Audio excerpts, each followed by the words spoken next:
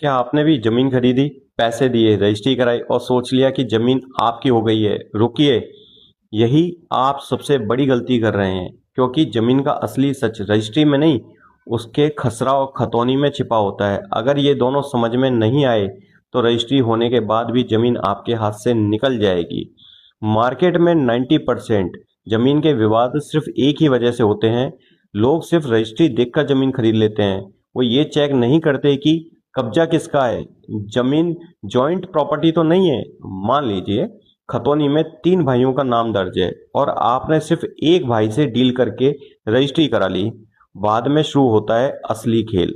पता चलता है कि आपका कब्जा जिस हिस्से पर है वो किसी और का है, या फिर वो जमीन एग्रीकल्चर है। वहां बिना लैंड यूज चेंज कराए अवैध प्लॉटिंग कर दी गई है। नतीजा, सालों तक कोर्ट केस, पैसा ब्लॉक, जमीन पर कब्जा भी नहीं। तो इसका असली समाधान है, जब भी जमीन खरीदें, भावनाओं में नहीं, इन 3 चीजों को आपस में मैच करें।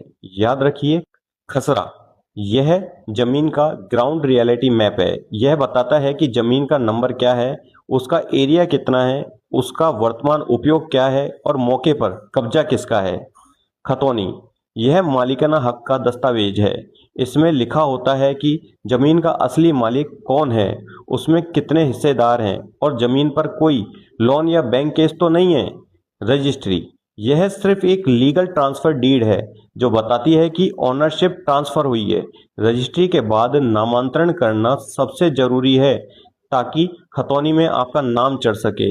याद रखिए, खसरा ग्राउंड स्थिति बताता है, खतौनी मालिक के बारे में बताता है और रजिस्ट्री ट्रांसफर है। जब भी ये तीनों चीजें मैच करेंगे, तभी आपकी जमीन 100% सुरक्षित है। अगर जमीन खरीदने की सोच रहे हैं, तो भावनाओं में बहकर नहीं, कानून समझकर निवेश कीजिए। इस वीडियो को अभी सेव कर लीजिए और उनके साथ जरूर शेयर कीजिए जो प्रॉपर्टी में इन्वेस्टमेंट करना चाहते हैं।